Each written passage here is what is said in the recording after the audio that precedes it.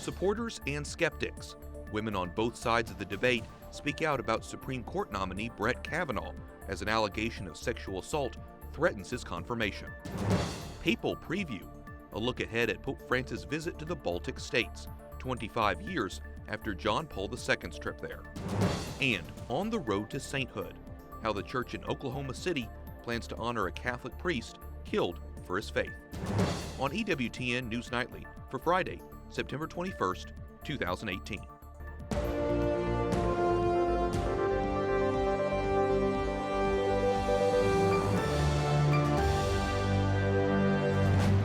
Good evening from Washington, D.C., and thank you for joining us for News from a Catholic Perspective. I'm Wyatt Goolsby, in for Lauren Ashburn. New tonight, Pope Francis accepts the resignations of 2 more bishops in Chile as fallout mounts from the widespread sex abuse scandals there. That brings the total number of Chilean bishops who have stepped down in recent months to 7. Over the summer, every bishop in the Catholic country offered to resign amid pressure from the faithful. Chilean prosecutors say there are nearly 120 ongoing probes into clergy misconduct. Back in the United States, the crisis continues. Now the head of the Archdiocese of Newark says he will not attend a gathering of bishops next month at the Vatican. In a letter, Cardinal Joseph Tobin says the Archdiocese of Newark suffers greatly as a result of the crisis that continues to unfold. After the revelations of this past summer, I could not see myself absent for a month from our Archdiocese and from you, the people entrusted to my care. Those revelations have to do with reports of homosexual behavior among priests in Newark and in the seminary. Pope Francis personally appointed Tobin to attend the upcoming Synod on Youth. The Attorney General of Michigan announces an investigation into the state's 7 dioceses. Bill Schuette says the probe will be independent, thorough, and prompt. In a statement, the Archdiocese of Detroit says it welcomes the move, adding, "The Attorney General investigation is the next phase of our commitment to transparency and healing." Senate showdown, intense negotiations over a hearing that could make or break the Supreme Court nomination of Brett Kavanaugh. Christine Blasey Ford could testify next week about her allegation Kavanaugh assaulted her in high school. Capitol Hill correspondent Jason Calvi joins us. Jason? Wyatt, Ford's lawyers say she may testify on her terms. Ford wants to go before Brett Kavanaugh. She doesn't want him in the room, and she wants senators, not outside lawyers, to ask the questions. Now, as they continue to negotiate, we're hearing from women on both sides of this controversy. I want to make something clear. Maura Fitzgerald has been a friend of Brett Kavanaugh's since high school. They briefly dated in college. Brett was the kind of guy that you wanted to take home to meet your parents. Today, 75 women who are friends and former colleagues defend his character. Women from every phase of Judge Kavanaugh's life, those who know him best, have stepped forward to say that the allegation being leveled against him is false, and we are proud to stand with Brett. But yesterday on Capitol Hill, protesters backed Christine Blasey Ford. We believe Dr. Blasey Ford. Ford claims Kavanaugh groped her when they were both teens 3 decades ago. I'm here today to share a letter with More than 1,000 graduates from Ford's high school wrote a letter siding with Ford. Democrats in the Senate are doing the same.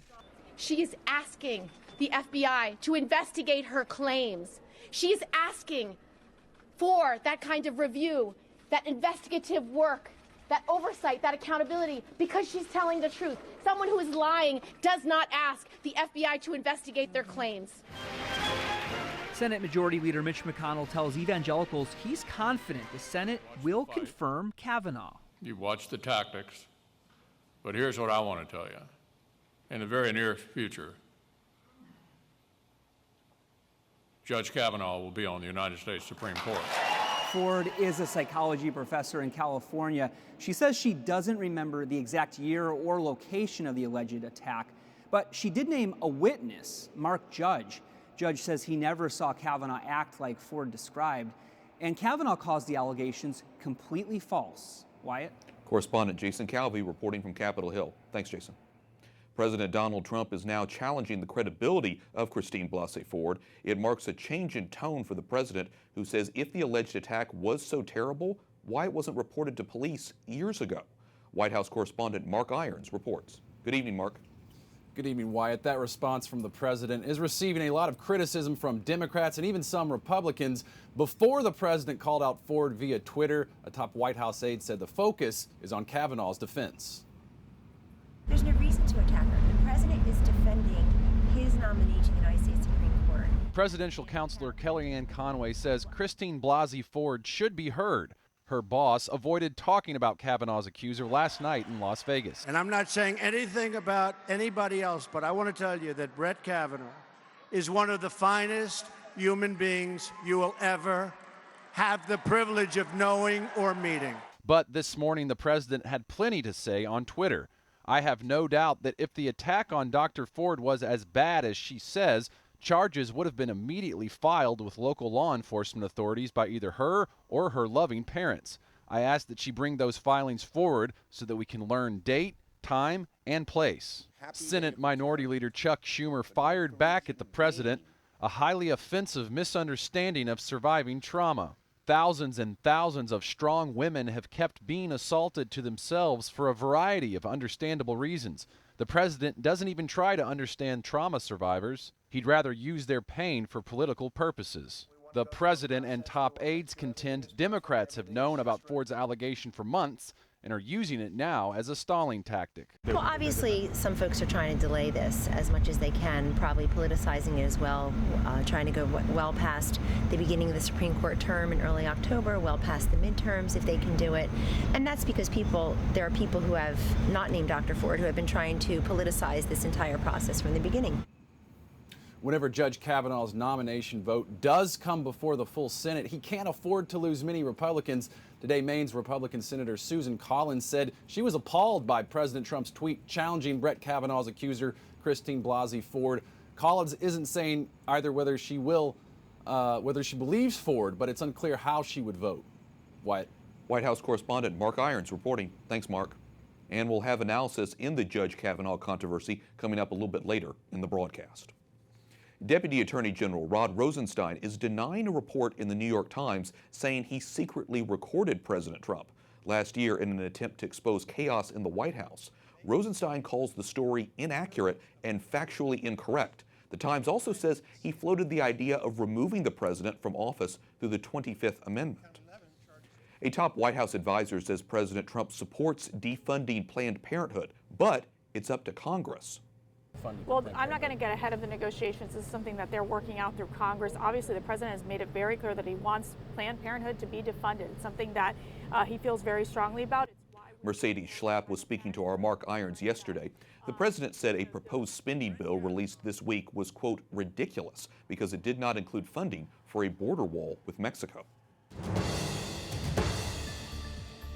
British Prime Minister Theresa May hits back at the European Union one day after the group rejects her plan for Brexit. At this late stage in the negotiations, it is not acceptable to simply reject the other side's proposals without a detailed explanation and counter-proposals. The value of the pound has plummeted amid fears there will be a chaotic exit by the UK. May insists she is ready to go through with Britain's departure even without a deal with the EU. At least 130 people are dead after a ferry sinks in Tanzania. The vessel capsized on Lake Victoria. Rescue efforts are still underway, but officials fear the death toll will climb. The ferries often carry hundreds of people and are overcrowded. Pope Francis is expressing his sorrow and sending his condolences to the victims' families. The Chinese government is systematically distancing Muslim children from their culture by taking them from their parents and sending them to orphanages. More than 1 million Muslims have been sent to camps since last year. China says the orphanages are helping disadvantaged youth. Pope Francis leaves tomorrow for a trip to the Baltic states. In Lithuania, organizers are putting the final touches on plans for the visit. The three countries are celebrating their 100th anniversaries. Vatican correspondent Juliet Lindley gives us a preview from Rome. Wyatt, Pope Francis will visit Latvia, Lithuania, and Estonia tomorrow through Tuesday. It'll be the first papal trip to the countries in a quarter of a century. Exactly 25 years ago, Pope St. John Paul II visited in 1993, just after Soviet troops withdrew from the region. Now, in 1940, the three Baltic states became part of the Soviet Union. They gained their independence in 1991. Each of the countries is predominantly Christian, Lithuania is the only majority Catholic republic of the former Soviet Union. St. John Paul II had a special fondness for the country and famously declared shortly after his election that half of his heart was in Lithuania. Highlights of Pope Francis's trip include a stop at a famous Marian shrine in Vilnius, a visit to Riga's Lutheran Cathedral, and an outdoor mass in Tallinn. In Rome, Juliet Lindley, EWTN News Nightly. A lot more coming up tonight on EWTN News Nightly, including more on the Pope's trip to the Baltic states. We'll take an in-depth look into the church's past in Estonia, and analysis on the president's growing frustration with Judge Brett Kavanaugh's confirmation process and whether the lifelong Catholic will reach the Supreme Court.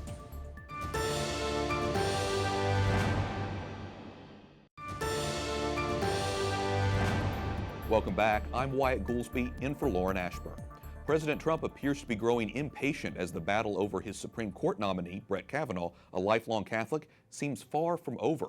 Joining me now for more analysis is Matthew Continetti, editor of the Washington Free Beacon. Matthew, thanks and welcome back to the program. Thanks for having me. Leader Mitch McConnell vowed today that Kavanaugh will be confirmed. He goes on to say, quote, "We're going to plow right through it and do our job." But could that statement give the impression that Dr. Ford's testimony won't be important one way or the other? It could, to some. I mean, I think what Senator McConnell was doing was rallying the troops, trying to give a sense of confidence to people who really do believe that Judge Kavanaugh deserves a place on the Supreme Court. And let's remember, many Democrats have already prejudged these hearings. You have many Democrats saying that they believe Dr. Ford, even before she has testified before the Senate. So I think there's a lot of prejudgment going on both sides. Many Americans who are pro-life believe Judge Kavanaugh could help overturn Roe v. Wade. His views on abortion obviously came up, as we heard, during the confirmation hearing. Do you think that's what's behind the Democrats' opposition really to him at its core? Absolutely. I mean, there's no question since the Bork nomination in the late 1980s that the Supreme Court has become a contested site over social issues, the life issue in particular. And that is why the debates over Republican nominees to the Supreme Court are so polarizing.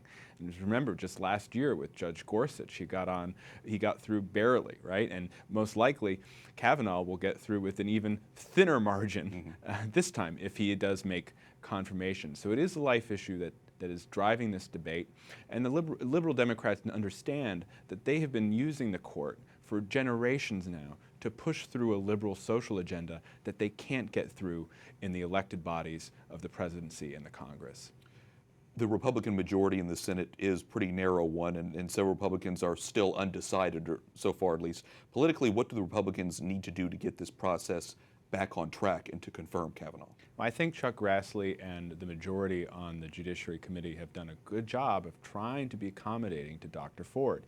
They've said throughout this entire process, we do want to hear you. We want to give you the opportunity to speak.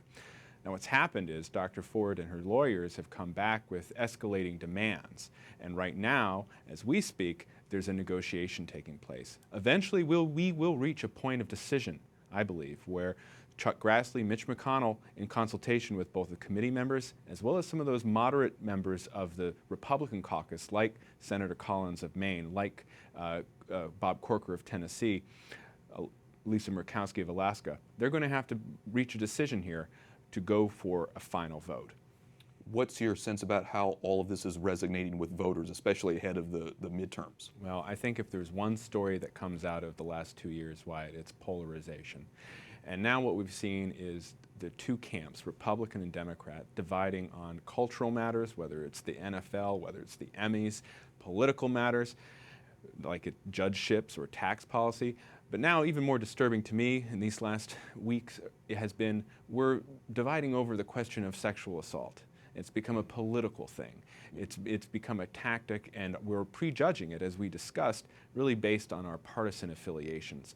This just seems to be the tenor of the times in which we live. Yeah, so many important issues that we'll continue to cover. Matthew Continetti, editor of the Washington Free Beacon, thanks so much for talking with us. Thank you. And there's more to come on tonight's newscast. Up next, Pope Francis tells the faithful the best way to reach God's heart.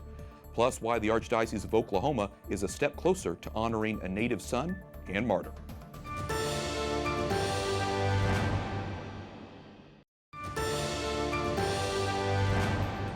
Fra l'amore grande che perdona tutto di Gesù Pope Francis tells the faithful to take the road of mercy to God's heart.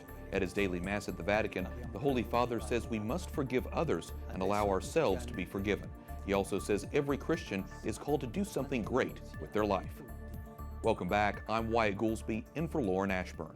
As we reported earlier in the show, the Pope is headed to the Baltic states starting tomorrow. On that trip, he'll visit one country where Catholics are a small community. EWTN contributor Colin Flynn takes a look at its history. Tallinn is the capital city of Estonia, situated on the southern coast of the Baltic Sea. And this is where Pope Francis is coming to visit in just a few days. Now, if you look at any part of the skyline, you'll see steeples and spires piercing the sky. So it may surprise you to learn that Estonia is actually one of the least religious countries in the world. Estonia officially became a nation in 1918, so this year celebrates its centenary. Today, this Eastern European country has a population of just 1.3 million people, of which half of 1% are Catholics. Philip Jourdan is from France, and in 2005, he became the second bishop in Estonia since the Protestant Reformation in the 16th century. Of course, here you don't have traditional Catholics, traditional Catholic families since many centuries as you have in France. But the people who are Catholics or get in touch with the Catholic Church are also people who want really to understand their faith, to improve their faith. So in a certain sense, they are more demanding. Catholicism was introduced to Estonia by force during the Northern Crusades 8 centuries ago and dominated religious life throughout the Middle Ages. However, following the Reformation of the 16th century, Lutheranism took its place as the dominant faith.